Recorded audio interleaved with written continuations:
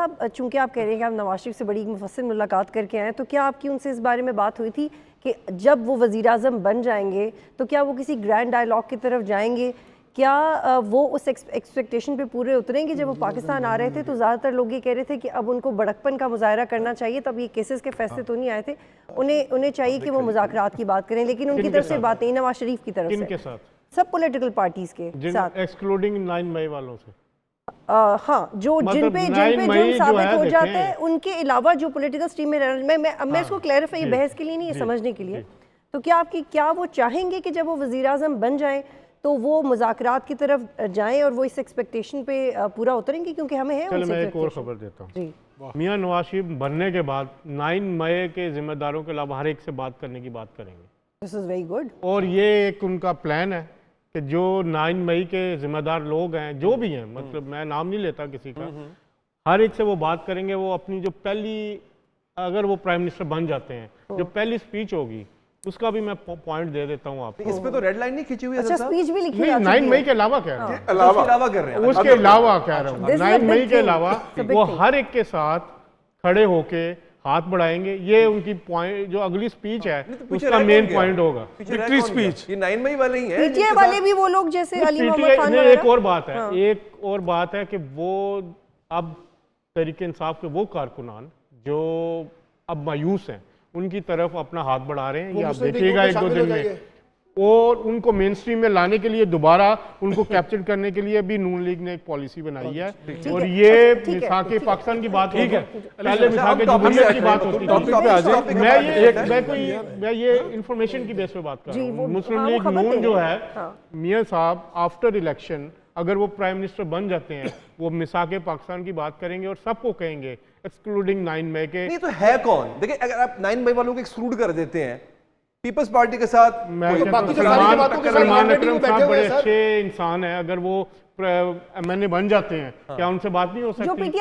गौहर खान साहब अच्छे इंसान, रीजनेबल आदमी है, अगर वो एमएनए बन जाते हैं उनके साथ बात होगी। ठीक है, ऐसे लोग जो 9 मई में नहीं थे, मुस्लिम लीग नून उनकी तरफ हाथ बढ़ाएगी और मिसाके पाकिस्तान की बात होगी। ये आज मैं आपको इसमें अली साहब 9 मई के बाद डिस्कशन उसी तरफ चली जाएगी। मैं एक बड़ी अहम डेवलपमेंट है, एक अहम डेवलपमेंट है, मैं आपके सामने रख देता हूं, आपके लिए आसानी हो जाएगी। फरवा की भी खिदमत में पेश कर देता हूं। आज जो 5वें ग्रेड से लेके 12वें 13वें ग्रेड तक जो मुलाजमीन का अलाइंस है, वो आज जाके मरियम नवाज साहिबा से मिला। उन्होंने अपने मुतालबात उनकी खिदमत में पेश किए हैं और मरियम नवाज साहिबा ने कहा कि हम बेशक ये सारे मुतालबात मानेंगे। अब आप मुझे बताएं, आपके लिए एक नुक्ता पेश कर रहा हूँ कि वो इस वक्त एमएनए और एमपी की कैंडिडेट हैं, उनको क्यों मिल रहे हैं जाके लोग? इसका मतलब है कि सीएम नहीं, अगर तो प्राइम मिनिस्टर नवाज शरीफ हैं तो वो सीएम नहीं होंगी, वो उनके साथ ऊपर। और अगर नवाज शरीफ साहब प्राइम मिनिस्टर ना हुए तो फिर वो सीएम होंगे। सलमान साहब वो सीएम होंगी फिर। अच्छा, क्या आपकी उनसे इस बारे में बात हुई है कि 9 मई के बाद जो पॉलिटिकल पार्टीज बैकफुट पे चली गई हैं, जो कि चले गई हैं, तो क्या वो अपने आप को क्रेडिट करने के लिए कुछ करेंगे? क्योंकि जो SIFC का क्रेडिट है वो किसी और का है, वो सीपैक की अथॉरिटी गारंटी कहीं और से आती है इंटरनेशनली, वो पॉलिटिशियन से, पाकिस्तान से जनरेट नहीं होती। क्रेडिबिलिटी का एपिसेंटर पॉलिटिक्स नहीं है हमारे मुल्क में। तो जब वो वज़ीर आज़म बन जाएंगे तो जो डिसक्रेडिट हुई हैं पॉलिटिकल पार्टीज, खास तौर पर 9 मई के बाद और बैकफुट पे भी गई हैं, उसके हवाले से उनकी क्या डिसक्रेडिट हुई है? बिल्कुल हुई है। पीटीआई तो अपने इकदाम की वजह से हुई है ना, लेकिन एक बैकफुट पे गई है पॉलिटिकल पार्टीज, इंटेंशनली नहीं गई, एक स्पेस कम हो गया। ये तो आपकी सोच है ना, ये आपकी सोच है। ये डिस्क्रेडिट मैं नहीं समझता पीपल्स पार्टी, नहीं मैं तो नहीं समझता पीपल्स पार्टी डिस्क्रेडिट हुई है, मैं नहीं समझता जमात इस्लामी डिस्क्रेडिट हुई है, मैं नहीं समझता पीएम रोल ही नहीं है इतना बड़ा। नहीं, क्यों नहीं रोल? अभी कराची में गया, उनकी जो उधर कैंपेन चल रही है, बड़ी जानदार कैंपेन।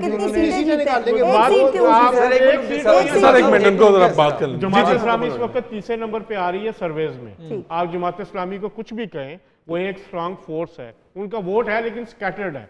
आप उनकी जो हो सकता है KP में भी उनकी 3-4 सीटें आ जाएं, 6-7 पे तो MQM 1.5 साल तक पता नहीं कितनी वजारतें लेके बैठी रही है। तो इस हालात में जो डिस्क्रेडिट कोई भी नहीं हुआ, सिर्फ वो लोग, वो मुल्जमान जिन्होंने 9 मई के हमले किए या अब मुलव्वस वो ये थे, समझते हैं कि पार्टीज बैकफुट पे नहीं गई। नहीं गई, बल्कि मैं आपको बात बता रहा हूँ, वो सबको बुलाएंगे, वो कहेंगे मिसाक पाकिस्तान करना, आए बैठे मुल्क को संभालें। ये मियां नवाज शरीफ की पहली तकरीर होगी जो असेंबली में खड़े फिर होकर वो करेंगे। बिठाएंगे, बाकी बैठेंगे। सारे बैठेंगे। अली हैदर साहब सारे आप